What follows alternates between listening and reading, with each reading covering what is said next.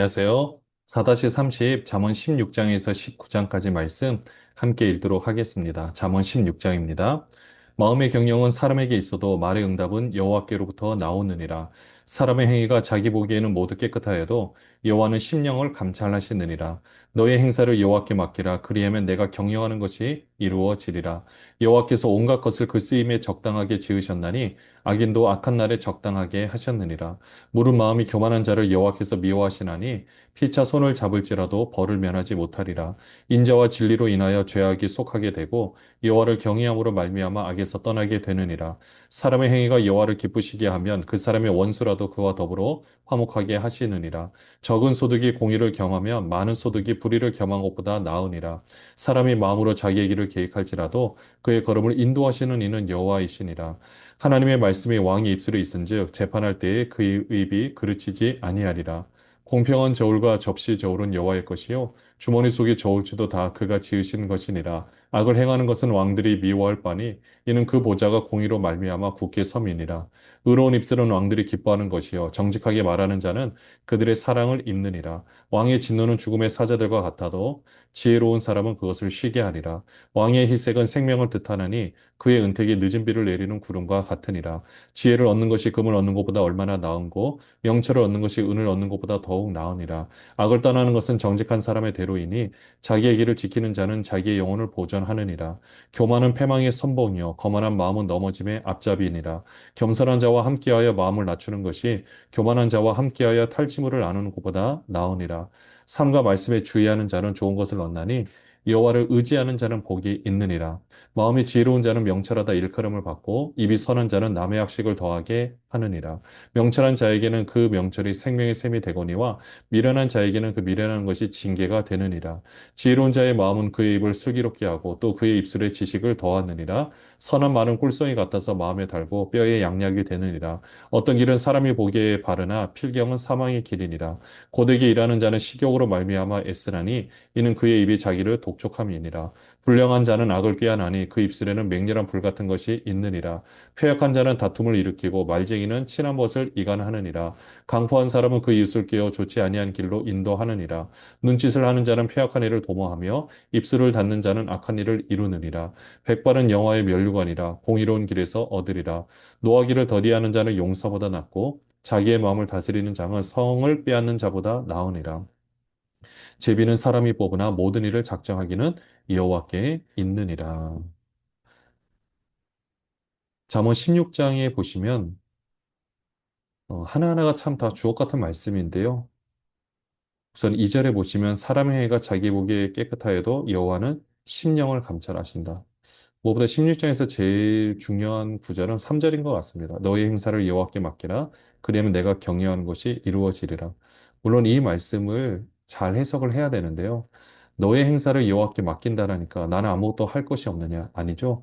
모든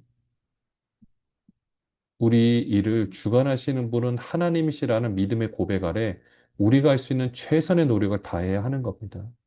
그러니까 우리가 모든 일에 최선을 다하되 우리가 할 수 없는 일은 하나님께서 하신다. 하나님께서 해주신다. 모든 것은 하나님의 섭리 가운데 있다. 이런 신앙 고백으로 최선을 다하는 우리의 모습이죠. 4절에 보시면 후반절에 악인도 악한 날에 적당하게 하셨느니라. 때로는 이게 3절하고 연관이 되는데 왜 악인들이 있을까? 왜 저 사람들이 날 괴롭힐까? 뭐 여러 가지 상황들이 있죠. 근데 그것조차도 적당하게 세워서 우리를 위해 도구로 쓰신다라는 개념이 이 안에 들어가 있는 겁니다. 그러니까 우리에게 일어나는 모든 일들을 감사함으로 받으면 하나도 버릴 것이 없는 거죠. 또 9절에 보시면 사람이 마음으로 자기의 길을 계획할지라도 그의 걸음을 인도하시는 이는 여호와시니라라고 말씀하셨습니다. 그러니까 3절과 9절을 함께 종합해서 보면 우리의 삶을 인도하시는 분은 하나님. 그러니까 이건 언제 알 수 있느냐? 지나고 나서 보면 알 수 있죠. 오늘 우리의 모습을 봤을 때 지나온 길을 돌이켜보면 정말 하나님의 인도하심이 아니고서 우리가 어떻게 이 자리에 있을 수 있겠습니까? 그렇다고 우리가 앞으로의 길이 정해져 있으니까 나는 아무것도 하지 않고 가만히 있는다? 그렇지 않죠. 정말 하나님의 일하심을 믿고 바라보는 사람은 최선을 다해서 우리 맡은 구간에서 우리 할 일을 하는 겁니다. 더 열심히 해야 되는 거죠. 네, 그렇게 보시면 되고 21절에 보시면 마음이 지혜로운 자는 명철하다 일컬음을 받고 입이 선한 자는 남의 악식을 더하게 하느니라. 어, 우리의 입이 선할 때 남의 학식, 남이 더 배울 수 있도록 도움을 준다고 했는데 마찬가지로 우리도 주변의 지혜로운 사람의 말을 잘 듣는 것이 중요하다는 것을 알려주고 있습니다. 24절에 선한 말은 꿀송이 같아서 마음에 달고 뼈에 양약이 되느니라. 하나님의 말씀이 그렇죠. 우리가 교회에서 듣는 설교 말씀, 그리고 큐티를 통해서 깨닫는 말씀, 기록된 말씀들을 이렇게 받아들일 수 있다라면 우리 삶에 많은 도움이 됩니다. 잠언 17장 보겠습니다. 마른 떡 한 조각만 있고도 화목하는 것이 제육이 집에 가득하고도 다투는 것보다 나으니라. 슬기로운 좋은 부끄러운 짓을 하는 주인의 아들을 다스리겠고 또 형제들 중에서 유업을 나누어 얻으리라. 도가니는 은을 풀무는 금을 연단하거니와 여호와는 마음을 연단하시느니라. 악을 행하는 자는 사악한 입술이 하는 말을 잘 듣고 거짓말을 하는 자가 악한 혀가 하는 말에 귀를 기울이느니라. 가난한 자를 조롱하는 자는 그를 지으신 줄을 멸시하는 자요 사람의 재앙을 기뻐하는 자는 형벌을 면하지 못할 자니라. 손자는 노인의 면류관이요 아비는 자식의 영환이라. 지나친 말을 하는 것도 미련한 자에게 합당하지 아니하거든 하물며 거짓말을 하는 것이 존귀한 자에게 합당하겠느냐. 뇌물은 그 임자가 보기에 보석 같은즉 그 어디로 향하든지 형통하게 하느니라. 허물을 덮어주는 자는 사랑을 구하는 자요 그것을 거듭 말하는 자는 친한 벗을 이간하는 자니라. 한마디 말로 총명한 자에게 충고하는 것이 매 백대로 미련한 자를 때리는 것보다 더욱 깊이 박히느니라. 악한 자는 반역만 힘쓰나니 그러므로 그에게 잔인한 사자가 보냄을 받으리라. 차라리 새끼 빼앗긴 암곰을 만날지언정 미련한 일을 행하는 미련한 자를 만나지 말 것이니라. 누구든지 악으로 선을 갚으면 악이 그 집을 떠나지 아니하리라. 다투는 시작은 뚝에서 물이 새는 것 같은즉 싸움이 일어나기 전에 시비를 그칠 것이니라. 악인을 의롭다 하고 의인을 악하다 하는 이 두 사람은 다 여호와께 미움을 받느니라. 미련한 자는 무지하거늘 손에 값을 가지고 지혜를 살해함은 어찌 민고 친구는 사랑이 끊어지지 아니하고 형제는 위급한 때를 위하여 낳느니라. 지혜 없는 자는 남의 손을 잡고 그의 이웃 앞에서 보증이 되느니라. 다툼을 좋아하는 자는 죄가를 좋아하는 자요 자기 문을 높이는 자는 파기를 구하는 자니라. 마음이 굽은 자는 복을 얻지 못하고 혀가 패역한 자는 재앙에 빠지느니라. 미련한 자를 낳는 자는 근심을 당하나니 미련한 자의 아비는 낙이 없느니라. 마음의 즐거움은 양약이라도 심령의 근심은 뼈를 마르게 하느니라. 악인은 사람의 품에서 뇌물을 받고 재판을 붙게 하느니라. 지혜는 명철한 자 앞에 있거늘 미련한 자는 눈을 땅 끝에 두느니라. 미련한 아들은 그 앞에 근심이 되고 그 어미의 고통이 되느니라. 의인을 벌하는 것과 귀인을 정직하다고 때리는 것은 선하지 못하니라. 말을 아끼는 자는 지식이 있고 성품이 냉철한 자는 명철하니라. 미련한 자라도 잠잠하면 지혜로운 자로 여겨지고 그의 입술을 닫으면 슬기로운 자로 여겨지느니라. 네, 지혜로운 사람과 미련한 사람 보면 이렇게 나오는데요. 먼저 1절에 보시면 재산이 없어도 화목하는 것이 재산이 많고 서로 싸우는 것보다 훨씬 낫다라는 거죠. 그리고 3절에 보시면 하나님은 그런 우리의 모든 상황을 아시기에 도가니는 은을 풀무는 금을 연단한다라고 했는데 하나님은 어떻게 한다 그랬습니까? 마음을 연단하시느니라. 풀무는 이제 용광로 같은 거죠. 근데 그곳에서 금을 이렇게 재련을 해서 이렇게 순금을 이렇게 빼는데 하나님은 그런 환경 가운데서 우리의 마음을 연단하신다라고 했습니다. 그렇기 때문에 우리의 환경 또한 하나님께서 선하게 인도하신다라는 믿음의 고백으로 우리가 낙심하지 말고, 그러니까 환경적으로 어려울 수는 있죠. 그리고 마음이 힘들 수도 있습니다. 그때 하나님이 안 계신다라고 생각할 것이 아니라, 그리고 하나님이 내 기도에 응답하지 않는다고 생각할 것이 아니라, 우리의 마음을 연단하고 있다라고 생각하시면 됩니다. 또 5절에도 보시면 가난한 자를 조롱하는 자는 그를 지으신 줄을 멸시하는 자요 사람의 재앙을 기뻐하는 자는 형벌을 면하지 못할 자니라. 네, 이 부분도 우리가 정말 다시 한번 마음에 새기고 기억을 해야겠죠. 그러니까 모든 형상, 우리 주위에 가장 어떻게 보면 가난하다 생각하는 우리가 그냥 무시하려고 하는 사람들도 하나님께서 지으신 자라는 것을 분명히 기억해야 하는 거죠. 네, 그다음부터 모든 말씀은 결국 지혜로워야 된다. 네, 지혜롭지 않으면 그것이 얼마나 온 가족이 힘들고 어려운 건지, 어려운 삶을 주는 건지를 생각해야 되죠. 어느 정도냐? 12절에 보시면 차라리 새끼 빼앗긴 암곰을 만날지언정 미련한 일을 행하는 미련한 자를 만나지 말 것이니라. 새끼 빼앗아 암곰 만나면 죽을 수도 있습니다. 그런데 그것보다도 미련한 자를 만나는 것이 차라리 낫다라고 굉장히 과격하게 말을 하고 있죠. 결국 의인과 악인의 차이점은 뭐냐? 어떻게 혀를 놀리느냐예요. 결국 지혜로운 사람과 미련한 사람의 특징이 뭔가? 어떻게 말을 하느냐입니다. 그러니까 27절처럼 말을 아끼는 자는 지식이 있고 성품이 냉철한 자는 명철하다고 했습니다.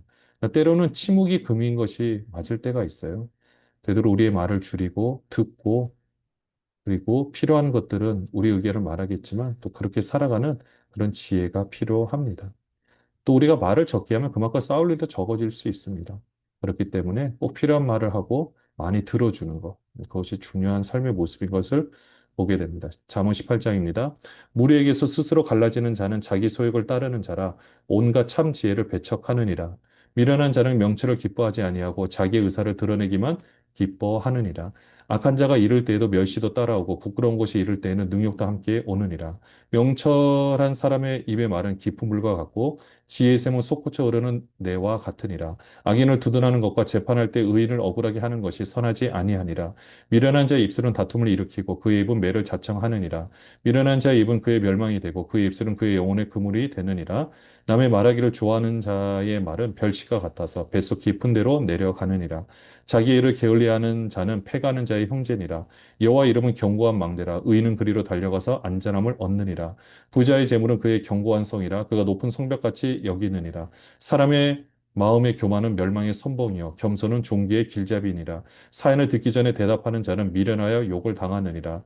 사람의 심령은 그의 병을 능히 이기려니와 심령이 상하면 그것을 누가 일으키겠느냐. 명철한 자의 마음은 지식을 얻고 지혜로운 자의 귀는 지식을 구하느니라. 사람의 선보는 그의 길을 넓게 하며 또 존귀한 자 앞으로 그를 인도하느니라. 송사에서는 먼저 온 사람이 말이 바른 것 같으나 그의 상대자가 와서 밝히느니라. 제비 뽑는 것은 다툼을 그치게 하여 강한 자 사이에 해결하게 하느니라. 노엽게 한 형제와 화목하기가 견고한 성을 취하기보다 어려운즉 이러한 다툼은 산성 문빗장 같으니라. 사람은 입에서 나오는 열매로 말미암아 배부르게 되나니 곧 그의 입술에서 나는 것으로 말미암아 만족하게 되느니라.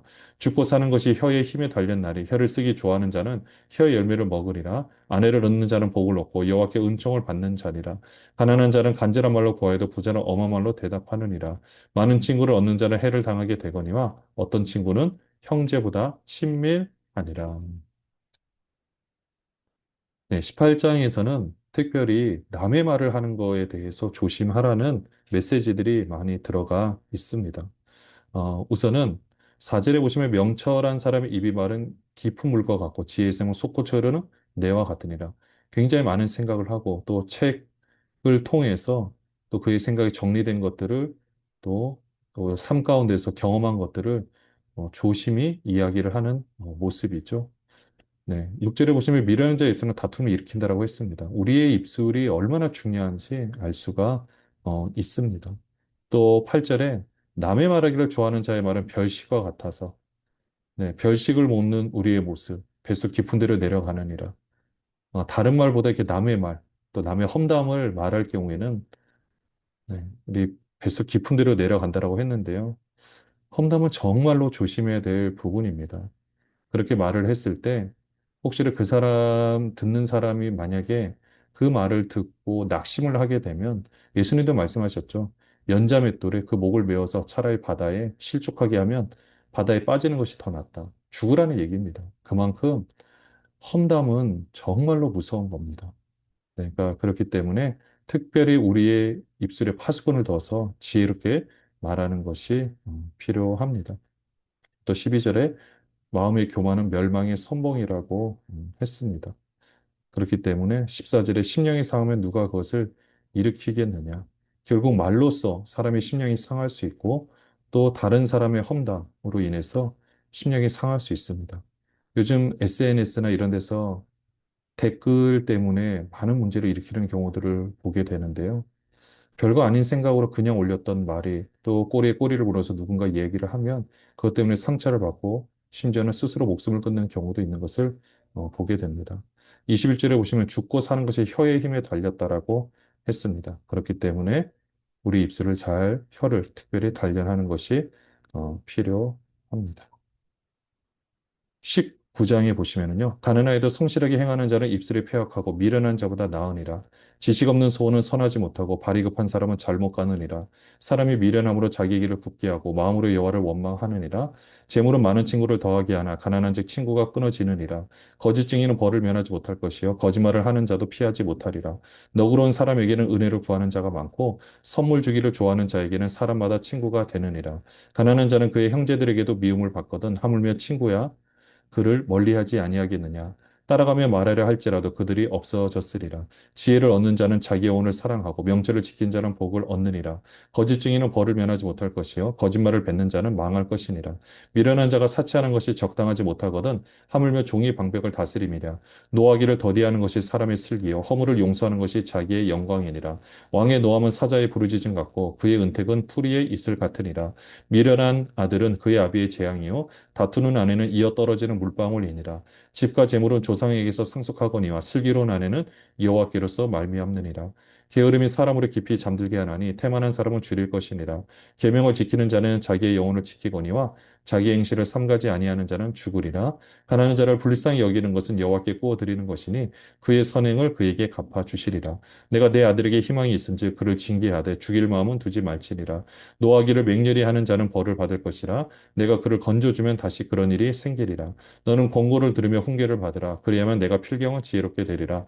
사람의 마음에는 많은 계획이 있어도 오직 여호와의 뜻만이 완전히 서리라. 사람은 자기의 인자함으로 남에게 사모함을 받느니라. 가난한 자는 거짓말하는 자보다 나으니라. 여호와를 경외하는 것은 사람으로 생명에 이르게 하는 것이라. 경외하는 자는 족하게 지내고 재앙을 당하지 아니하느니라. 게으른 자는 자기의 손을 그릇에 넣고서도 입으로 올리기를 괴로워하느니라. 거만한 자를 때리라. 그리하면 어리석은 자도 지혜를 얻으리라. 명철한 자를 견책하라. 그리하면 그가 지식을 얻으리라. 아비를 구박하고 어미를 쫓아내는 자는 부끄러움을 끼치며 능욕을 부르는 자식이니라. 내 아들아, 지식이 말씀에서 떠나게 하는 교훈을 듣지 말지니라. 망령된 증인은 정의를 업신여기고 악인의 입은 죄악을 삼키느니라. 심판은 거만한 자를 위하여 예비된 것이요 채찍은 어리석은 자의 등을 위하여 예비된 것이니라. 19장의 말씀에 보면은 우선 성실하게 행하는 모습, 1절에도 보면은 그 무엇보다도 중요한 모습이고요. 또 우리의 입술을 조심해야 된다라고 계속해서 말씀을 해주고 있습니다. 또 8절에도 보시면 지혜를 얻는 자, 자기 영혼을 사라고 명철을 지키는 자가 복을 얻는다라고 했고요. 또 11절에 중요한 말씀이죠. 노하기를 더디하는 것이 사람의 슬기요, 허물을 용서하는 것이 자기의 영광이니라. 그렇죠? 노하기를 더디하고 사람의 허물을 보고 용서할 수 있는 이 모습. 정말 지혜로운 삶의 모습이죠. 또 14절에 보시면 집과 재물은 조상에서 상속하는데 슬기로운 아내는 여호와께서로 말미암느니라. 이래서 우리가 배우자를 위해서 기도해야 되는 부분이 바로 여기에 있는 겁니다. 정말로 지혜로운 여인을 만나게 되면 그의 삶이 얼마나 복된 삶을 사는지, 그의 자녀들이 복된 삶을 사는지 네, 그것을 알 수가 있습니다. 정말로 그렇습니다. 그렇게 우리가 기도하고 그런 모습이 필요하고요. 또 17절 말씀에 보면 가난한 자를 불쌍히 여기는 것은 여호와께 구워 드리는 것이니 그의 선을 그에게 갚아 주시리라. 네, 하나님한테 돈을 구워 주고 싶다. 가난한 자를 불쌍히 여기고 그를 섬기고 도와주는 겁니다. 그것은 하나님께서 분명히 갚아 주신다라고 말씀해 주셨습니다. 결국 어떤 상황 가운데서도 우리가 허물을 용서하고 그 사람의 노하기를 더디하고 다른 사람의 권고를 들을 수 있다. 그러면 그 사람은 사실 완전히 성공한 삶이라고 보셔도 됩니다. 시간은 좀 걸릴 수 있죠. 내가 원하는 어떤 기준에 이르기까지. 그러나 모든 사람의 지혜를 자기 것으로 받아들일 수 있고 또 모든 사람의 훈계를 자기 것으로 받아들일 수 있고 내가 더 발전할 수 있다면 그 사람을 따라올 사람이 어디 있겠습니까? 또 노하기를 더디하고 입술로 조심하고 이렇게 이 말씀들처럼 그렇게 살아낼 수 있는 우리와 또 우리 자녀들이 되면 좋겠습니다. 그냥 지식을 그냥 습득하는 것이 아니라 정말 지혜로운 삶을 우리의 삶을 통해서 보여주고 그렇게 알려주는 것이 억만금을 주는 것보다 더 지혜로운 삶이 될 수 있습니다. 그렇게 귀한 지혜의 삶을 여러분들이 사시고 또 전해줄 수 있는 모둠들 되시기를 바랍니다. 기도하겠습니다. 하나님 아버지, 오늘 지혜로운 삶의 모습 한번 살펴보았습니다. 노하기를 더디하고 입술로 지혜를 구하고 또 그 사람들의 허물을 용서해 주고 어떤 훈계든지 받아들일 준비가 되어 있을 때 정말로 복된 삶을 살아내는 것을 보게 됩니다. 우리에게 주어진 인생, 짧으면 짧고 길면 길다고 생각하는 인생 가운데 정말 이렇게 지혜로운 삶을 살 수 있도록 역사하여 주시옵소서. 모든 행사를 하나님께 맡기고 최선을 다해서 우리 맡은 바 일을 감당하게 하여 주시옵소서. 예수 그리스도의 이름으로 기도합니다. 아멘.